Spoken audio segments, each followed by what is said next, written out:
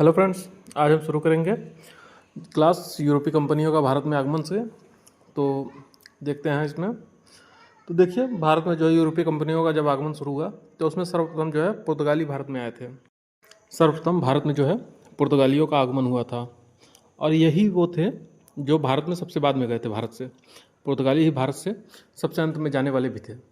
अच्छा, ये इनकी यात्रा कैसे हुई इसके बारे में डिटेल से जानकारी देखते हैं। जब 1498 में पुर्तगाली यात्री वास्को डी गामा भारत आया था तो उसने एक नए रूट की खोज की थी। वो रूट क्या था? Cape of Good Hope. क्या बोलते हैं उसको? Cape of Good hope.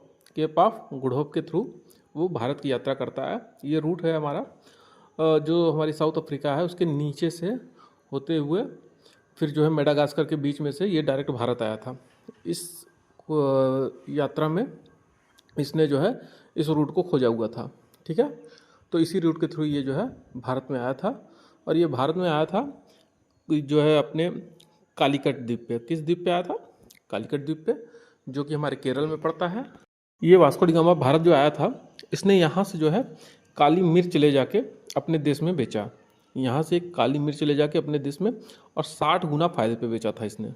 ठीक है, अब वहाँ पे जब 60 गुना फ़ायदे पे बेचा होगा तो वहाँ पर लोगों को लगा होगा कि इंडिया में जो है हमें काफ़ी सस्ते में मसाले मिल जा रहे हैं और उसे हम ये काफ़ी फ़ायदे पे यहाँ पे बेच सकते हैं, तो हमें बहुत बड़ा व्यापारिक लाभ होगा। इसलिए जो है विदेशी कंपनियाँ भारत की तरफ अपना रूट कर लेती हैं, भारत की तरफ वो सब आने लगती हैं, क्योंकि उन्हें लगा कि भारत के साथ व्यापार करना उनके लिए बहुत ज़्यादा लाभप्रद है। उस समय जो है यूरोप में भारत के मसालों की मांग बहुत ज़्यादा थी, क्योंकि जो भारत से काली मिर्च जाती थी, इस काली मिर्च का उपयोग वो लोग जो है मांस को संरक्षित करने के लिए करते थे। ठीक है, इससे जो है पीस के मांस के ऊपर लगाते थे, जिससे मांस जो है काफ़ी दिनों तक संरक्षित रहता था। इसीलिए जो है यूरोप में काली मिर्च की मांग बहुत ज़्यादा थी। इसी के कारण बाकी सब भी यूरोपीय देश जो है वो भारत की तरफ आने लगे। ठीक है, अच्छा देखिए, पहले पुर्तगाल का समझते हैं। तो पुर्तगाली यात्री सर्वप्रथम जो है वास्को डी गामा आया था भारत में और ये आया था 1498 में। ठीक है, ये हमारे कालीकट द्वीप पे आया हुआ था। इसके बाद जो है पहले इसने अपनी व्यापारिक कोठी जो है वो कोचीन में स्थापित की थी। व्यापारिक कोठी का मतलब है ये लोग जो है जहाँ पे माल अपना स्टोर करते थे उसको बोलते थे। तो वो जो है इन्होंने सर्वप्रथम जो है कोचीन में स्थापित की थी, कोचीन में। और जो फ्रांसीसी दो अल्मोड़ा था, यह 1505 में भारत में जो है पहला पुर्तगाली वायसराय बन के आया था। फ्रांसीसी द अल्मोड़ा ये पुर्तगाल का पहला वायसराय था जो भारत में आया था। और एक पुर्तगाली वायसराय था अल्फांसो द अल्बुकर्क।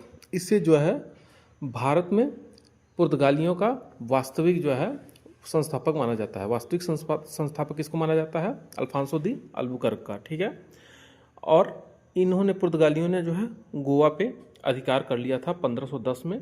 इसको भी इसने ही किया था, अल्बुकर्क ने ही। इसने बीजापुर के सुल्तान से गोवा को छीन लिया था। ठीक है, 1510 में। तब से जो है गोवा इनके अंडर में था और फिर ये लोग जो है लास्ट तक गोवा में थे।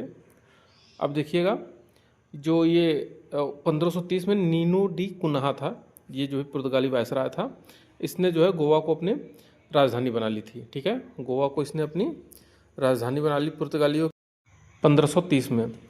ये जो पुर्तगाली थे ये हिंद महासागर में अपनी ब्लू वाटर पॉलिसी शुरू की थी इन्होंने। इसके अंतर्गत जो भी व्यापारिक जहाज़ इंडिया में आते थे व्यापार करने के लिए, उससे ये लोग जो है कर वसूलते थे ब्लू वाटर पॉलिसी।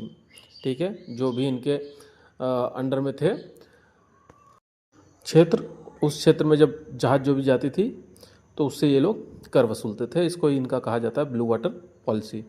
ठीक है, और इनके ब्लू वाटर पॉलिसी के अंतर्गत मुग़लों को भी कर देना पड़ता था इन्हें। ठीक है, चलिए आगे देखते हैं। अब देखिएगा, जो पुर्तगाली आए थे इनसे हमें जो है भारत में तंबाकू, लाल मिर्च, जहाज़ निर्माण, प्रिंटिंग प्रेस वगैरह की शुरुआत सब इन्हीं की देन है। ठीक है,